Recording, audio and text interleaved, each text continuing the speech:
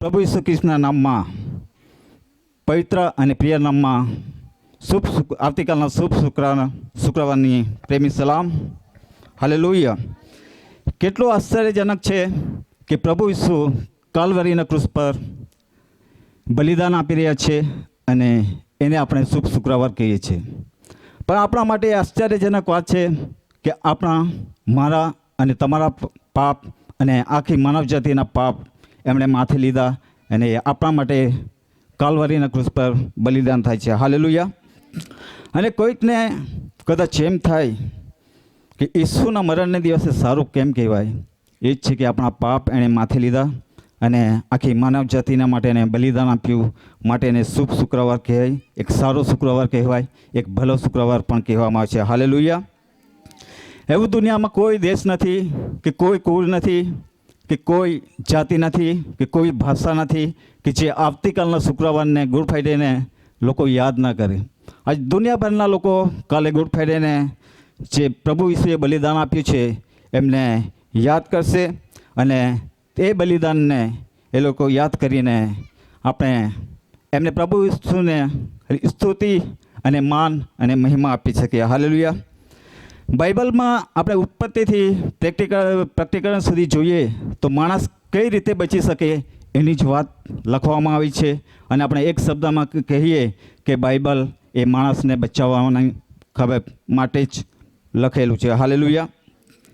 પરમેશ્વરે આદમ અને હવાને જ્યારે સર્જન કર્યું ત્યારે બહુ જ કાળજીથી એમને સર્જન કર્યું અને એધનવાડીમાં એ લોકોને રાખ્યા અને એ લોકોને આજ્ઞા આપવામાં આવી કે તમારે હરેક વૃક્ષનું ફળ ખાવું, પણ જે વચ્ચે વૃક્ષ એ ભલું ભૂંડું જાણનાર એ વૃક્ષનું ફળ તમારે ખાવું નહીં. અને જે દિવસે તમે ખાશો તે દિવસે મરશો અને મરશો જ. પણ આપણે જોઈએ છે કે આગળ જતાં હવા એ દિવસે ફરતી ફરતી વૃક્ષની પાસે આવે છે અને એ વૃક્ષનું જે ફળ છે એ તોડીને ખાય છે. ત્યારે તે આજ્ઞાભંગ થાય છે અને ત્યારે એ પોતાના પતિને પણ ખવડાવે છે અને તે સર્પદૂત એમને ભમાવે છે, એને ભ્રમિત કરે છે અને ફોસલાવે છે. ત્યારે એ આજ્ઞાભંગ થાય છે ને પતિને એમને એ ફળ ખવડાવે છે. એ દિવસથી પવિત્ર દેવ અને પાપી મનુષ્યની ખાઈ શરૂઆત થાય છે. હાલેલુયા. અને એ લોકોએ ફળ ખાધો, આજ્ઞાભંગ કરી અને પોતાની આંખો ખુલી જાય છે. ત્યારે પોતાને નગ્ન જોઈ છે અને ત્યારે એ લોકો ઈશ્વરના ભય અને ઈશ્વરનો ડર લાગે છે એમને. અને ત્યારે એ લોકોએ જે નગ્ન એ લોકો જોઈ છે અમે નગ્ન છે, ત્યારે એક અંજીરના વૃક્ષનું જે પાંદડા તોડીને એ લોકો એના કપડાં સીવે છે અને પોતાની નગ્નતાની ઢાંકવાની કોશિશ કરે છે. અને યહોવાનો મળવાનો સમય થયો ત્યારે એ લોકો સંતાઈ જતા હતા અને એમને ડર લાગતો હતો. અને એ કારણે આદમ અને હવાના જે અપરાધ કર્યો, એ લોકોએ ગુનો કર્યો, એથી એ લોકો શ્રાપિત થાય છે અને ત્યારથી મૃત્યુનું આધીન થઈ જાય છે. હાલેલુયા. અને એ તે દિવસે તેમને ખબર નથી કે અમારે શું કરવું જોઈએ, પણ પરમેશ્વર એક કન્ડિશન આપે છે, એક વાયદો આપે છે. જ્યારે મનુષ્યો પાપ કરે છે ત્યારે તે પરમેશ્વર એક વાયદો આપે છે. તે આપણે જોઈશું. આપણે ઉત્પત્તિનું પુસ્તક એનો 3 અધ્યાય એની 15મી કલમ વાંચીશું. અને તારી તે સ્ત્રીની વચ્ચે તથા તારા સંતાનોની ને તેના સંતાનોની વચ્ચે હું વેર કરાવીશ. તે તારું માથું છૂંદશે ને તું તેની એડી છૂંદશે. અને તારી અને સ્ત્રીની વચ્ચે તથા તારા સંતાનની ને તેના સંતાનની વચ્ચે હું વેર કરાવીશ ને તારું માથું સૂંઘશે ને તું તેની એડી સૂંઘશે. હાલેલુયા. આ પરમેશ્વરનો પહેલો વાયદો હતો કે મનુષ્યને આ જગતમાં એક મસીહ, એક ઉદ્ધારકર્તા આ જગતમાં આવશે. હાલેલુયા. પ્રભુએ ક્રુસ પર એ બલિદાન આપીને મૃત્યુને એણે નાશ કરી દીધું અને જે શેતાનનો જે અધિકાર હતો તેની પાસેથી એણે ખૂંચવી લીધો અને તેના સામર્થ્યને તેણે પ્રભુ ઈસુએ તોડી નાખ્યો. હાલેલુયા. આ વાયદા પ્રમાણે ઈસુ જગતમાં આવીને પોતાનું બલિદાન આપે છે અને એ વાયદા પ્રમાણે આ શુભ શુક્રવારને શેતાનને જે મરણ પણ એ અધિકાર છે એ અધિકારને પ્રભુ ઈસુ તોડી નાખે છે. અને તમે અહીંયા જોઈ ગયું છો કે એના માથાને સૂંધી નાખે છે. તો આ એ શુભ શુક્રવારે પ્રભુ વિશે શેતાનને માથાને ક્રૂસ પર બલિદાન આપીને એનો સૂંધી નાખ્યો. હાલેલુયા. જ્યારે એદનવાડીની અંદર આદમ અને હવા ડરી રહ્યા હતા, એમને સંતાઈ રહ્યા હતા અને પોતાની જાતને નગ્નતાને ઢાંકવા માટે તેમણે પાંદડાના વસ્ત્રો બનાવ્યા. પણ ઈશ્વરે જ્યારે એદનવાડીમાંથી કાઢી મૂકતા પહેલાં એ લોકોના માટે ચામડાના વસ્ત્ર બનાવ્યા. હાલેલુયા. તો પ્રથમ ઉત્પત્તિમાં આપણે જોઈએ છે કે જે ચામડાના વસ્ત્ર બનાવવામાં આવે છે ત્યારે પરમેશ્વરે હલવાનનું બલિદાન આપ્યું. હાલેલુયા. અને એ હલવાનના બલિદાનને માંથી એમને ચામડાના વસ્ત્ર આદમ અને હવાને પહેરાય. એ જ પ્રમાણે પ્રભુ ઈસુ જ્યારે વધસ્તંભ પર જડાયા ત્યારે એમના લુગડા ઉતારી લેવામાં આવ્યા. હાલેલુયા. બાઇબલમાં લખવામાં છે કે એના લુગડા ઉતારી લેવામાં આવ્યા અને તેના ન્યાય પેડાનો જબ્બો પણ ઉતારી લેવામાં આવ્યો. હાલેલુયા. અને એ ન્યાય પેડાનો જબ્બો આપણને પ્રાપ્ત થાય એના માટે જ એ ત્યાંથી ઉતારી લેવામાં આવ્યો હતો.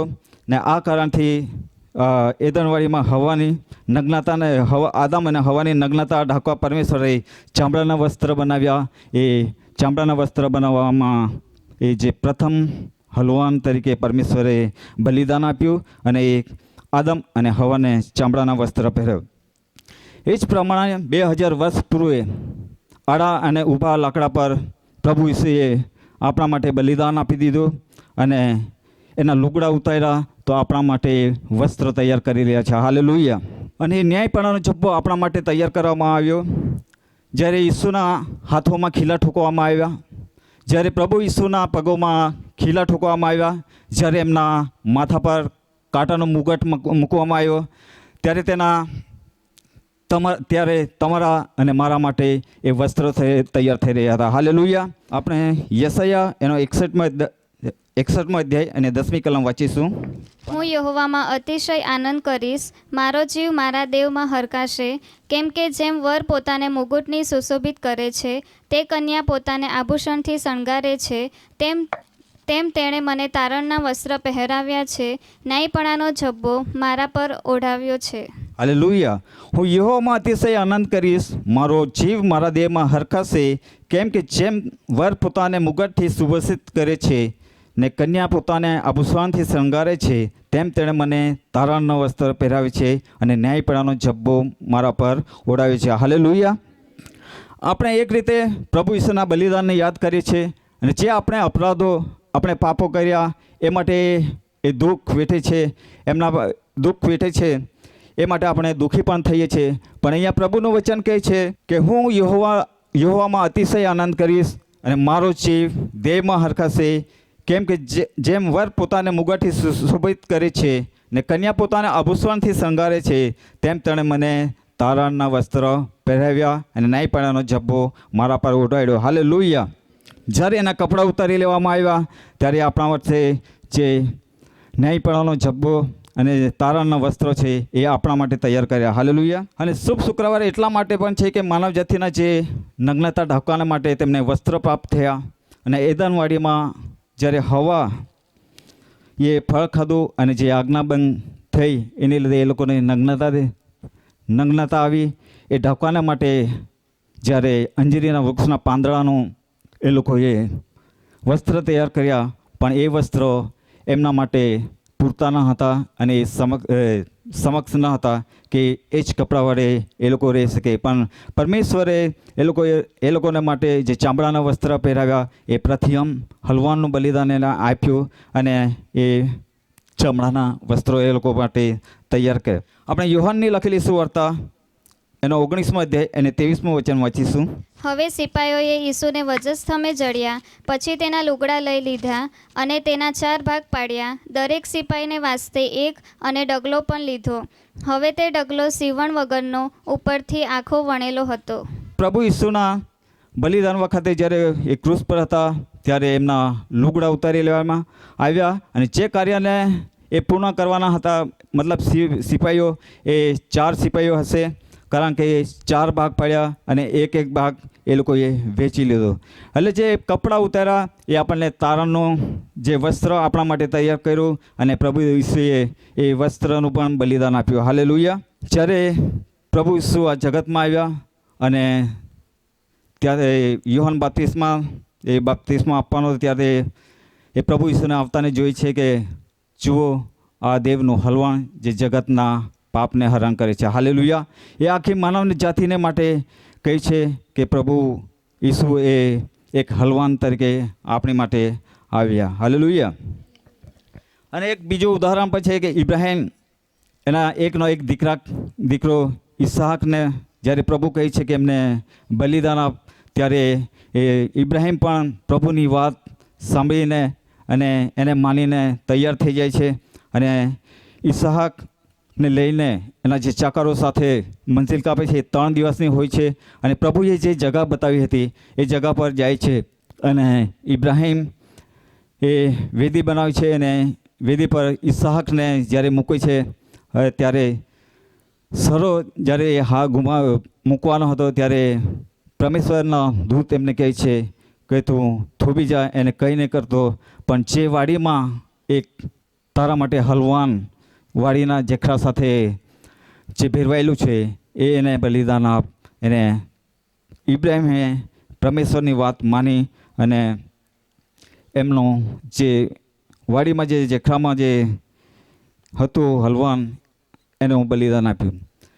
તો આપણે આ રૂપરેખા છે કે શુભ શુક્રવાર એના માટે પણ કહેવાય. તો આપણે જે પ્રભુ ઈસુએ હમણાં જે કાલવારીના ક્રૂસ પર જે દુઃખ, પીડા અને વેદના વેઠી છે તે વિશે આપણે જોઈશું. પહેલાં તો પ્રભુ ઈસુની વેદના એ આત્મિક અવસ્થાની હતો, એટલે આત્મિક મૃત્યુ પણ કહી શકાય એને. આત્મિક મૃત્યુમાં માણસ શારીરિક રીતે જીવતો હોય છે પણ આત્મિક રીતે એ મરેલો હોય છે. હાલેલુયા. એટલે કે ઈશ્વરની ઉપસ્થિતિ, એના ઈશ્વરીય ગુણો અને ઈશ્વરના સ્વભાવથી એ વ્યક્તિ દૂર હોય છે. અને જ્યારે આત્મિક મૃત્યુ હોય તો જ શારીરિક મૃત્યુ પણ હોઈ શકે. હાલેલુયા. જ્યારે પ્રભુ ઈસુમાં કોઈ પાપ ન હતું અને જ્યારે કોઈ માણસમાં પાપ હોય તો જ એનો આત્મિક મૃત્યુ અને શારીરિક મૃત્યુ પણ થઈ શકે. હાલેલુયા. લૂકની લખેલી સુવાર્તા એનો 22મા અધ્યાય 42થી 44 કલમ આપણે વાંચીશું. હે બાપ, જો તારી ઈચ્છા હોય તો આ પ્યાલો મારાથી દૂર કર, તો પણ મારી ઈચ્છા પ્રમાણે નહીં પણ તારી ઈચ્છા પ્રમાણે થાઓ. હાલેલુયા. આ પ્યાલો એ પાપને દર્શાવે છે. ગેતસેમાની વાડીમાં આ બે પ્યાલા વિશે હું તમને કહીશ. 2 પ્રકારના પ્યાલા હતા. પહેલો પ્યાલો એ પિતાએ ધરેલો હતો. હાલેલુયા. પરમેશ્વરે ધરેલો એ પ્યાલામાં આખા માનવ જાતિના પાપ હતા, મારા અને તમારા પાપ હતા. એ પ્યાલો પ્રભુ ઈસુને પીવાનો હતો. એટલે કે જે આખી માનવ જાતિના બધા પાપો લઈને ઈસુએ વધસ્તંભ પર જે બલિદાન આપવાનું હતું એ પિતાની ઈચ્છા હતી. એટલે એ પ્યાલો પ્રભુ ઈસુ પી એવી પિતાની ઈચ્છા હતી. અને પ્રભુ ઈસુ પિતાની વિરુદ્ધ માંગણી નહીં કરી શકે, પણ એટલું કીધું કે બની શકે તો આ પ્યાલો મારાથી દૂર કર. હાલેલુયા. અને ઈસુએ એ પ્યાલો પીધો અને વધસ્તંભ પર બલિદાન થયા અને આખી માનવ જાતિને માટે આખી માનવ જાતિના પાપ અને મારા અને તમારા પાપના કારણે એ બલિદાન થયા. અને જે બીજો પ્યાલો હતો એ શેતાનનો હતો. હાલેલુયા.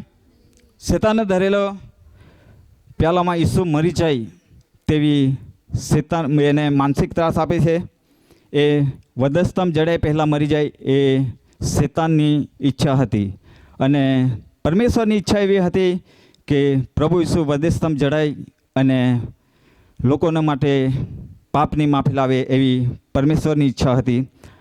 પણ શેતાન એવું ઈચ્છતો હતો કે એને હું માનસિક ત્રાસ આપી અને એમ જ મરી જાય એવો શેતાન ઈચ્છતો હતો.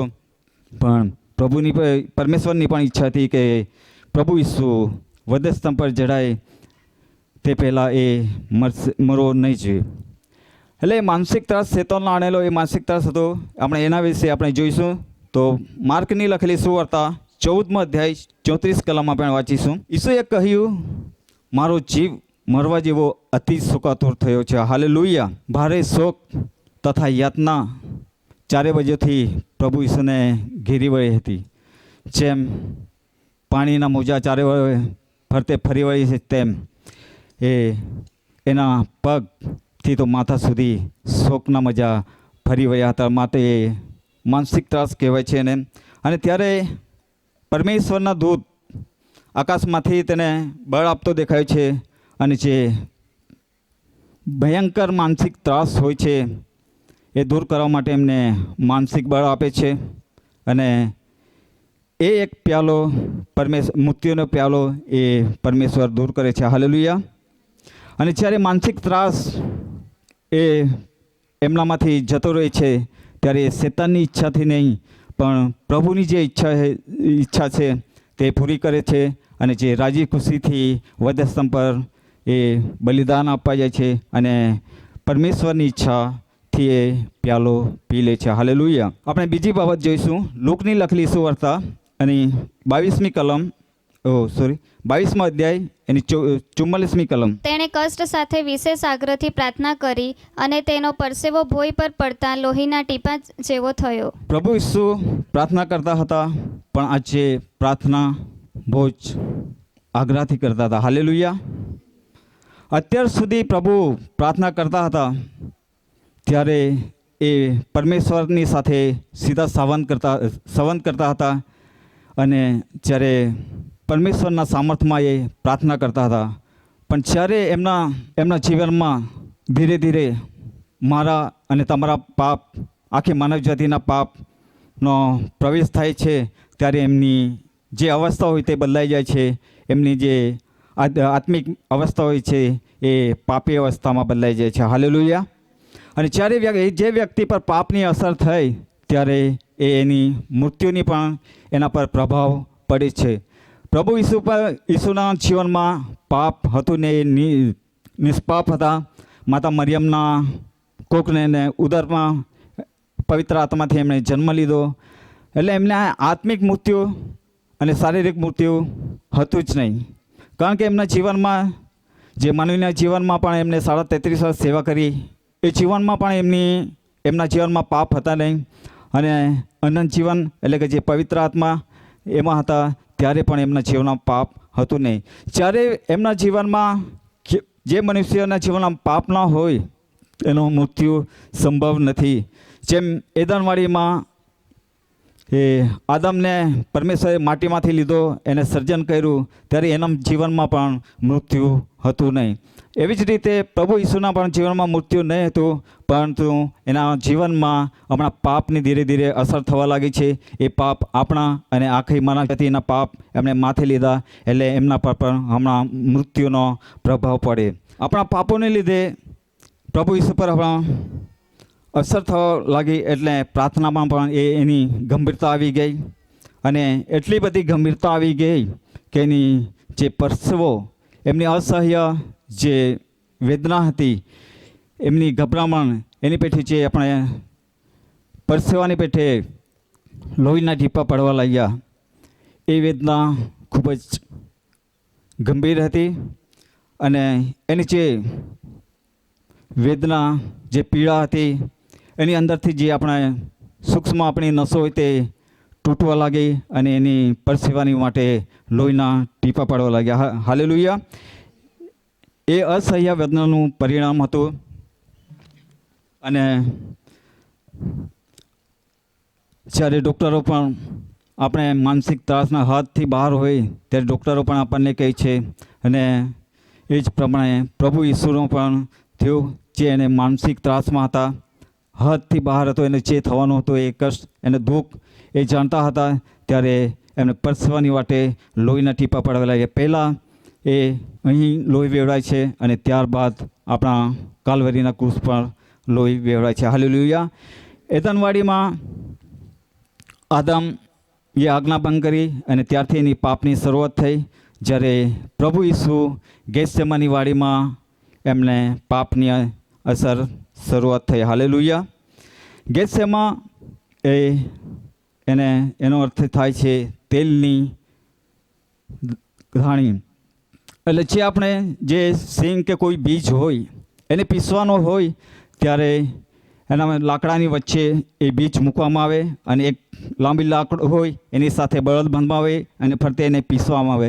એવી જ રીતે પ્રભુ ઈસુ શારીરિક, માનસિક અને આપણા પાપોને લીધે ત્યાં પીસાઈ રહ્યા છે અને જે તેલ નીકળે છે એવી જ રીતે એમના શરીરમાંથી જે નસો, સૂક્ષ્મ નસો ફાટી અને લોહીના ટીપા પડે છે. હાલેલુયા. માથેની લખેલી સુવાર્તા 27મો અધ્યાય એની 47મી કલમમાં આપણે વાંચીશું. અને આશરે 9મી હોરાએ ઈસુએ મોટે ઘાટે બૂમ પાડીએ, એલી એલી લમા સબકતની, એટલે કે ઓ મારા દેવ, તે મને કેમ મૂકી દીધો છે. હાલેલુયા. પ્રભુ ઈસુએ એની માતૃભાષામાં કહી અને એ બપોરના સમય લગભગ 3 વાગ્યાનો હશે. એક પાપીની સાથે પરમેશ્વરનો કોઈ સંબંધ હોતો નથી. હાલેલુયા.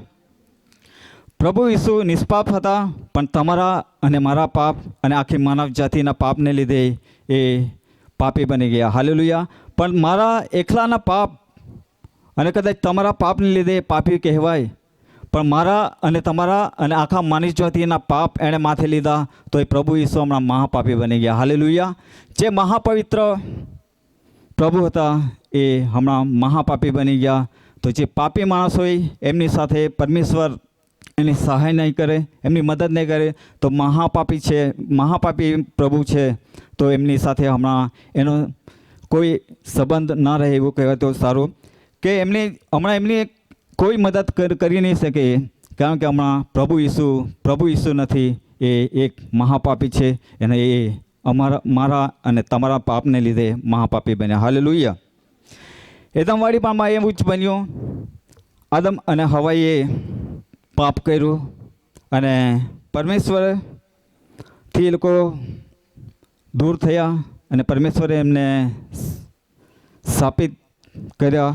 ત્યારે એમને કીધું કે તું પછીનો પાડીને રોટલી ખાશે અને સ્ત્રીને કીધું કે તું તારા ગરદન પડીનું દુઃખ ઘણું જ વધારીશ. હાલેલુયા.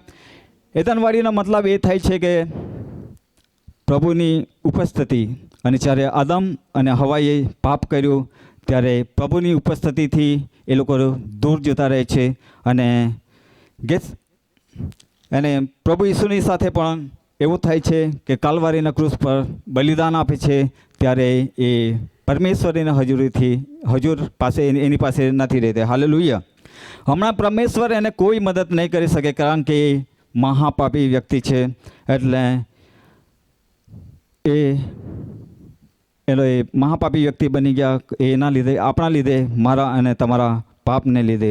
આપણે એક બીજી બાબત જોઈશું. ગુરુવારની સાંજે પ્રભુએ ભોજન લીધું, એટલે બપોર પછી ભોજન લીધું, ત્યારબાદ એ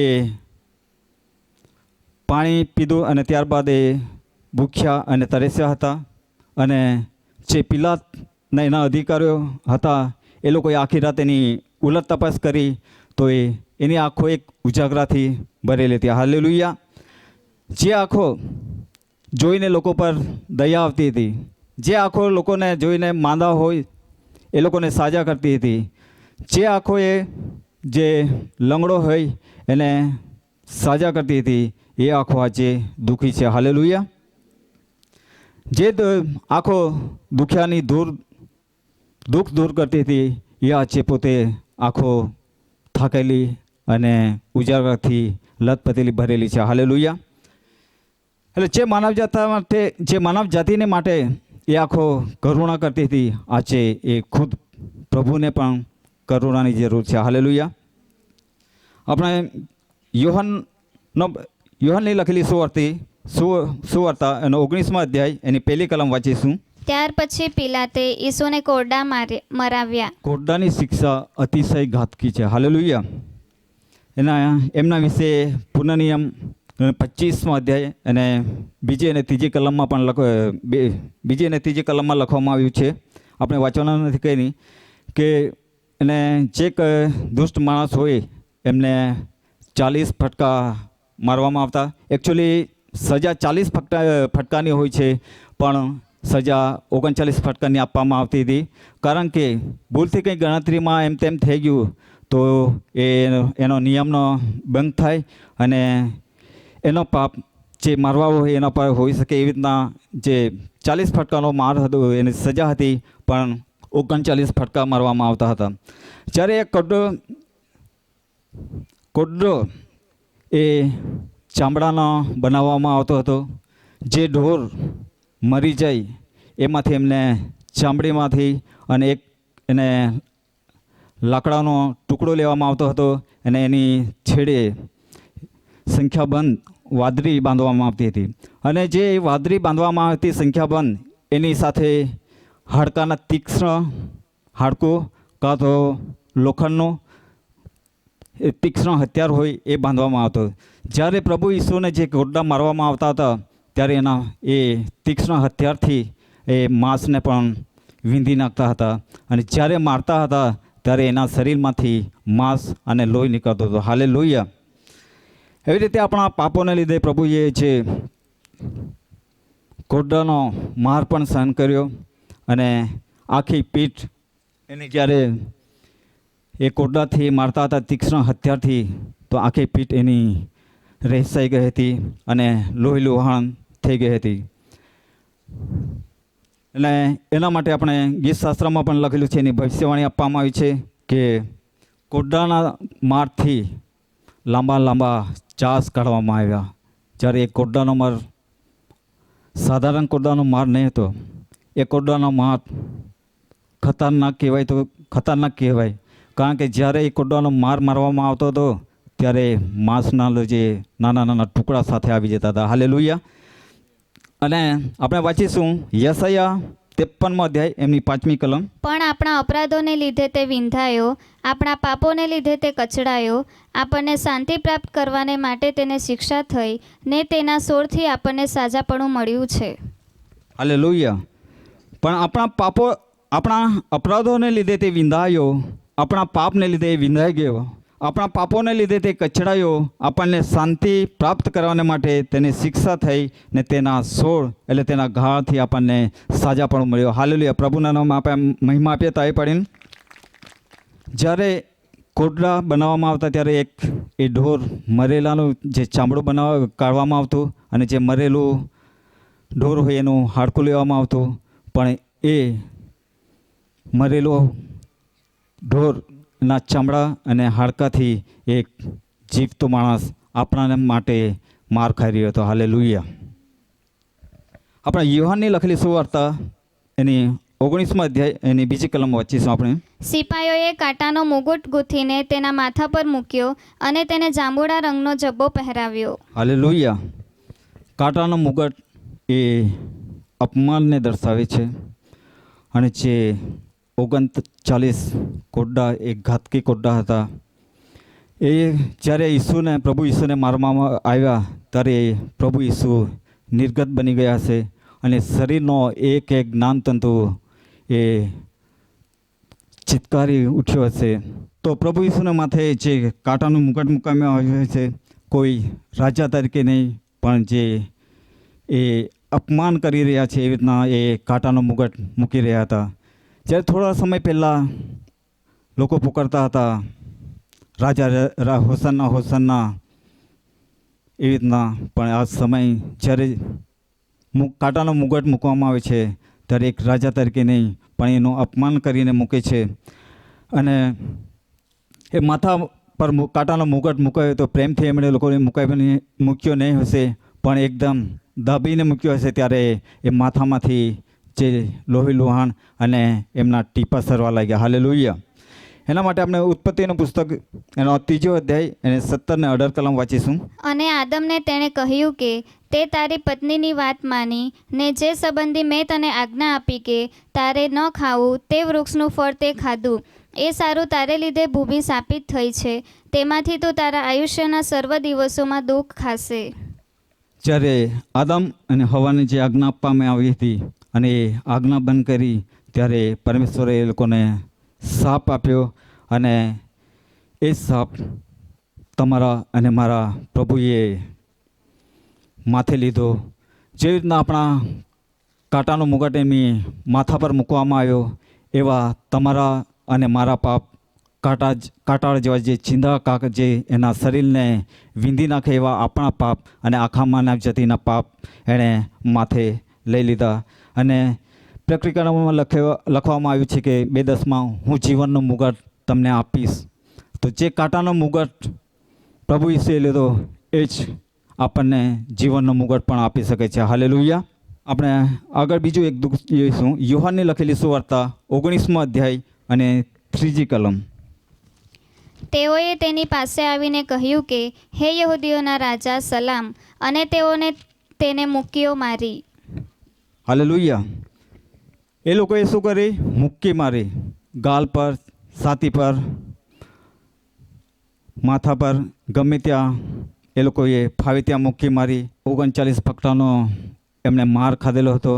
એમના શરીરમાંથી લોહી નીકળતું હતું.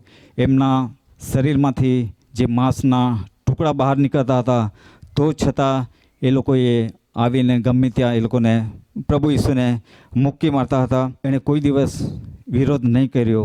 ચૂપચાપ રહીને અને જે પણ એમને સજા કરવામાં આવી એ સ્વીકારી, અને જેમ ઘેટી પોતાના કાતરની સામે ચૂપ રહે છે એવી રીતના એ પણ મૂકી રહે છે, તેમ એ પોતાનું મોં ઉગાડ્યું નહીં. હાલેલુયા.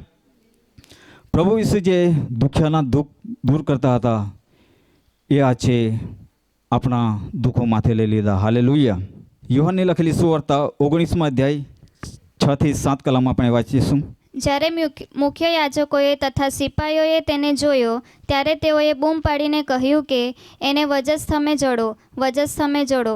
પિલાત તેઓને કહે છે કે, તમે પોતે એને લઈને વજસ્થમે જડો, કેમ કે મને તો એનામાં કંઈ પણ ગુનો માલુમ પડતો નથી.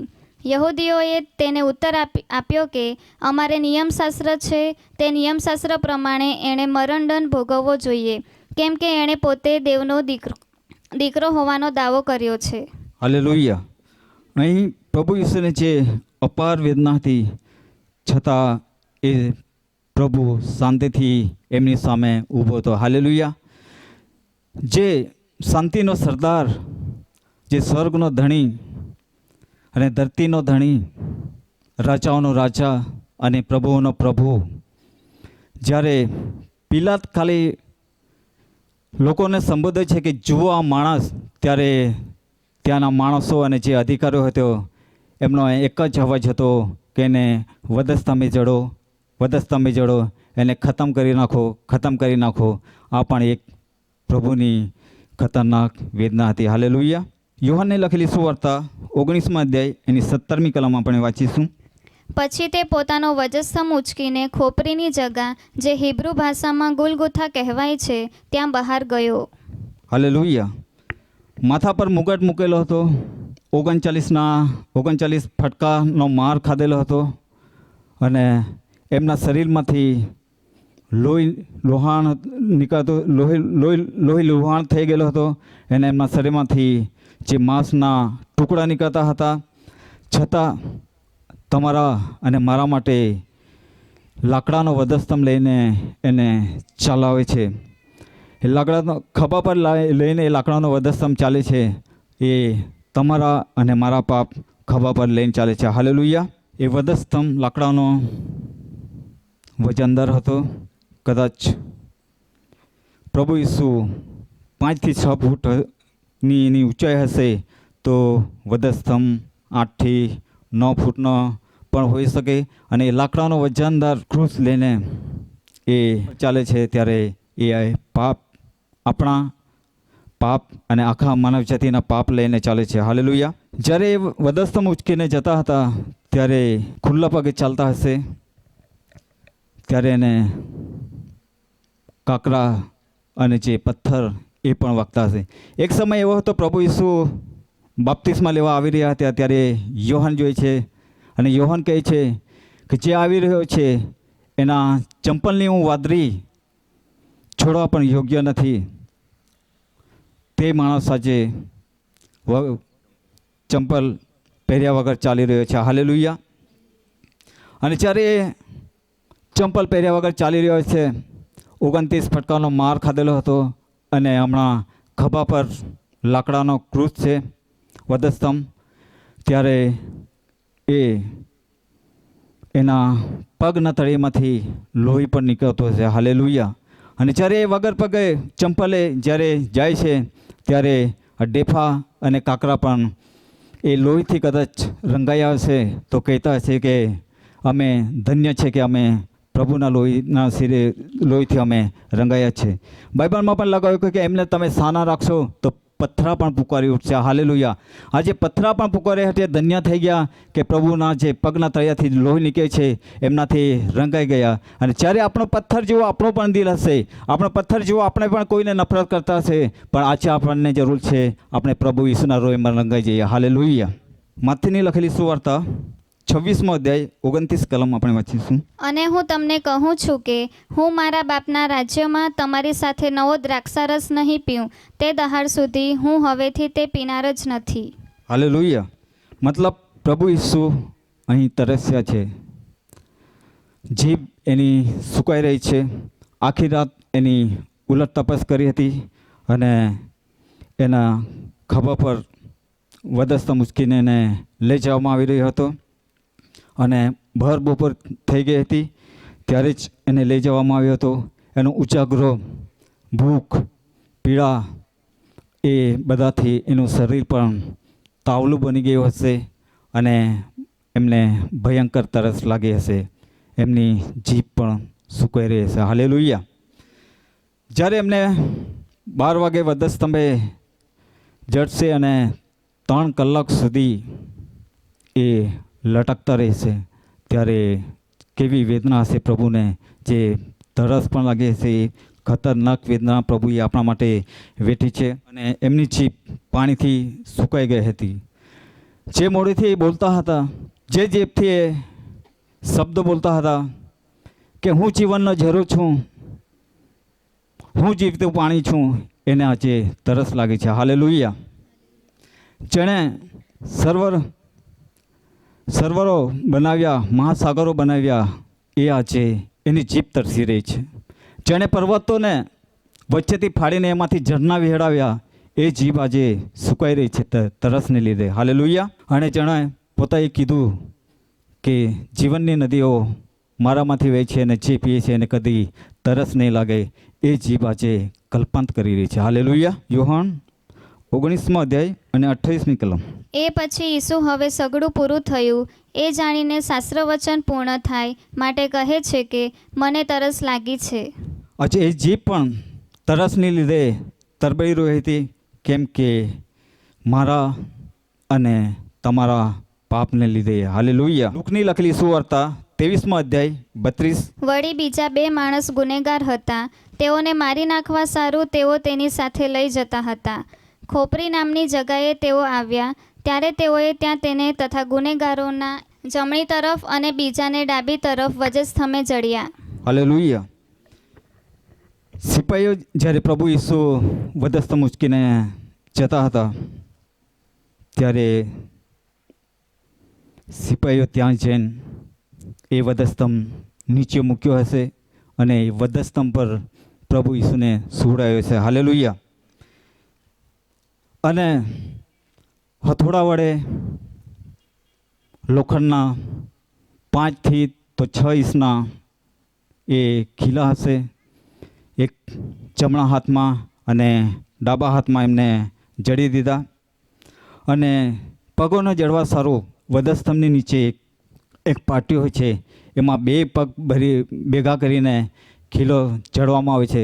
પણ જ્યારે 2 પગ ભેગા કરીને એ ખીલો જડવામાં આવે છે ત્યારે કંઈ એ લોકોએ આસાનાથી ખીલો જે હથોડો નહીં માર્યો છે, કારણ કે 2 પગ જોડે તો એને બળપૂર્વક એ લોકોએ ખીલો ઠોક્યો હશે અને કદાચ એ લોકોએ વધસ્તંભને ઊભો કરવા માટે એમને ખાડો આગળથી ખોદી મૂક્યો હશે. અને જ્યારે એ વધસ્તંભ પર એ ખાડામાં વધસ્તંભ ઊંચો કર્યો હશે ત્યારે જે ખીલાના તાજા ઘા હતા એ કદાચ પ્રભુ ઈસુના જે ખેંચાયા પણ હશે. ત્યારે પ્રભુ ઈસુ ને એ ઘા ખેંચાયા હશે ત્યારે કેવી વેદના થઈ હશે. જ્યારે આપણને કંઈક ઠોકર યા કાંટો વાગે છે ત્યારે આપણે હાય કહીએ છીએ કે કંઈ ક્યારેક તો આપણે કોઈના ભગવાનના પણ નામ લઈ લે છે. પણ આ વેદના એટલી ખતરનાક હતી કે પ્રભુ ઈસુના મોઢામાંથી આપણે શું નીકળે છે તે જોઈએ કે એને ખીલો જ વધસ્તંભ પર જડવામાં આવ્યા ત્યારે એમના મોંમાંથી કોઈ બીજો રહે તો એમના મોંમાંથી અપશબ્દો યા કોઈ બૂમ તીવ્ર બૂમ નીકળે. પણ પ્રભુએ જે કીધું તે આપણે જોઈએ. લુકની લખેલી સુવાર્તા 23મો અધ્યાય 34મું વચન. ઈસુએ કહ્યું, હે બાપ, તેઓને માફ કર, કેમ કે તેઓ જે કરે છે તે તેઓ જાણતા નથી. ચીઠીઓ નાખીને તેઓને તેના લુગડા માહે માહે વેચી લીધા. ચલો. જ્યારે પ્રભુ ઈસુને વધસ્તંભે જડવામાં આવ્યા હતા અને જે એના તાજા ઘા હતા એના પાસે એમના મોંમાંથી અપશબ્દો પણ નીકળી શકે, પણ પ્રભુએ કહ્યું, પ્રભુ મરતા મરતા પણ લોકો માફી આપી જાય છે. હાલેલુયા. માથેની લખેલી સુવાર્તા એનો 27મો અધ્યાય આપણે 39મી કલમ વાંચીશું. અને પાસે થઈને જનારાઓએ પોતાના માથા હલાવતા તથા તેની મસ્કરી કરતા. અહીં પ્રભુની મજાક મસ્કરી કરે છે એ પણ એક દુઃખ છે. પ્રભુ ઈસુ કાલ્વરીના ક્રુસ પર હતા. પ્રભુ ઈસુ લટકી રહ્યા હતા અને ત્યાંથી નીચેથી જતા જે લોકો સૈનિકો શાસ્ત્રી ફરીસીઓ એમની મજાક કરતા હતા. હાલેલુયા. મરતા મરતા કોઈ માણસ મરે તો એમના પ્રત્યે લાગણી હોય, પણ અહીં પ્રભુ ઈસુની આ લોકો મસ્કરી કરે છે એ પણ એક પ્રકારનું દુઃખ છે. હાલેલુયા. યોહાનને લખેલી સુવાર્તા 19મો અધ્યાય 30મી કલમ આપણે વાંચીશું. માટે ઈસુએ સરકો લીધા પછી કહ્યું કે સંપૂર્ણ થયું, અને માથું નમાવીને તેને પ્રાણ છોડ્યો. પ્રભુ ઈસુ વધસ્તંભે પર જડાયા અને આપણા માટે બલિદાન આપ્યું અને પ્રાણ છોડ્યો. ત્યારે વચન પ્રમાણે નિયમને પૂર્ણ કરવા અને જે મરણને વધસ્તંભના મરણને સુધી આધીન થઈને આ ફિલિપીના પત્રમાં પણ લખવામાં આવ્યું છે 2:8 કે મરણને વધસ્તંભના મરણને આધીન થયા. હાલેલુયા. અને મસીહ સંબંધી જે ભવિષ્યવાણી હતી એ પણ પૂરી થઈ. અને સૌથી વિશેષ તો એ કે પ્રભુ ઈસુ આપણા પાપોને માટે મુક્તિ મૂલ્યો તરીકે એણે પોતાની જાતને સ્વેચ્છાએ બલિદાન આપી દીધું. એ કાર્ય પણ સંપૂર્ણ થયું. હાલેલુયા. આ એક દુઃખભરી બૂમ નહીં હતી, એક વિજયની ઘોષણા હતી. હાલેલુયા. કારણ કે પ્રભુ ઈસુ મૃત્યુ પર જય પામે છે. હાલેલુયા. અને એ ઘોષણા વિજય ડંકાની ગર્જના હતી. ગ્રીક ભાષામાં એક શબ્દ વાપરવામાં આવ્યો છે કે તેલેસ્તાઈ. એ જમાનામાં રોમન સામ્રાજ્યમાં ધંધકીય વેપારી અને જે કરારનામાની જે આખરે એટલે કે છેલ્લે ગ્રીક શબ્દ વાપરાતો તેલેલેસ થાય, એટલે કે સંપૂર્ણ બિલો જે ચૂકવાઈ જાય એની આ ખૂણાથી તો સામેના ખૂણા સુધી એ શબ્દો વાપરવામાં આવતો. અને આપણી જેમ આપણા બિલોમાં આપણે કેશ પેમેન્ટ આપીએ તો રોકડા લખાય છે, એવી રીતના ત્યાં એ શબ્દ વાપરવામાં આવતો. એનો મતલબ ભાવાર્થ એ થતો કે સંપૂર્ણ થયું, પતી ગયું, ચૂકવાઈ ગયું, ખતમ થયું. એટલે જ આ બૂમ જે પ્રભુએ કરી એ વિજયની ઘોષણા હતી કે સંપૂર્ણ થયું અને તમારા અને મારા માટે ચૂકવાઈ ગયું. હાલેલુયા. પ્રભુને મહિમા આપી. આપણે પ્રભુને હાથ અને પગમાં ખીલા ઠોકવામાં આવ્યા. એમને 39 ફટકાનો માર મારવામાં આવ્યો. એને મુક્કી મારવામાં આવી અને કાંટાનો મુગટ મૂકવામાં આવ્યો. પણ હજુ સુધી એ લોકોને સંતોષ નથી. પ્રભુ ઈસુનું એક અંગ હજુ પણ રહી જાય છે અને એ છે હૃદય. હાલેલુયા. હૃદય એ જીવનનું કારણ છે. હૃદયમાંથી આપણી ભાવના નીકળે છે. પણ જ્યારે પ્રભુ ઈસુ વધસ્તંભ પર એને પ્રાણ છોડ્યો તો એક સિપાઈ આવીને એમના હૃદયમાં ભાલો ઘૂંચ્યો. હાલેલુયા. મરેલા માણસનામાં પણ ભાલો એ લોકો ઘૂંચ્યો અને ત્યારે પાણી અને લોહી નીકળ્યો. હાલેલુયા. આપણે સામે જોઈએ તો માણસ મરી જાય ત્યારે લોહી એમના શરીરમાં થીજી જાય તો એટલું નીકળે નહીં, પણ પ્રભુ ઈસુ એમાંથી હૃદયનામાંથી પાણી અને લોહી નીકળ્યું એ જીવનને દર્શાવે છે. હાલેલુયા. પ્રભુ ઈસુ ધારતે તો વધસ્તંભ પર એના મરણથી એ બચી શક્યા હોત, પણ એના મરણમાં આપણને જીવન છે. હાલેલુયા. પ્રભુ ઈસુના જન્મના દિવસે જન્મ વખતે ઈશ્વરનું ગૌરવ પ્રગટ્યું હતું અને રાત એ દિવસમાં જળજળી ઉઠી અને પ્રભુ ઈસુના મૃત્યુ વખતે ભર બપોર હતી, દિવસ હતો એ રાતના રૂપમાં ફેરવાઈ ગયા. હાલેલુયા. એટલે જે સૃષ્ટિનો સ્વામી જ્યારે દિનહીન પાપીના લોકો થકી મૃત્યુ પામતો હોય તો સૂર્ય પોતાનું મુખ કેમ ન સંતાડે? હાલેલુયા. પ્રભુને મહિમા તો પ્રભુએ આપણા માટે ખૂબ જ વેદના, કષ્ટ અને કષ્ટ વેઠ્યા માટે પ્રભુનો આપણે આભાર જ માનીએ કે આપણા પાપોના લીધે કચડાયો, આપણા પાપોના લીધે વિંધાયો અને આપણને એના સૌથી સાજાપણું મળે એવી રીતના આપણા માટે એ લોકોને બલિદાન આપ્યા માટે એવા પ્રભુ ઈસુને આવા ગજબ પ્રેમ અને ભવ્ય બલિદાનને માટે મારા પ્રભુને હું તો કહી શકીશ કે ધન્ય ધન્ય હો. આમીન.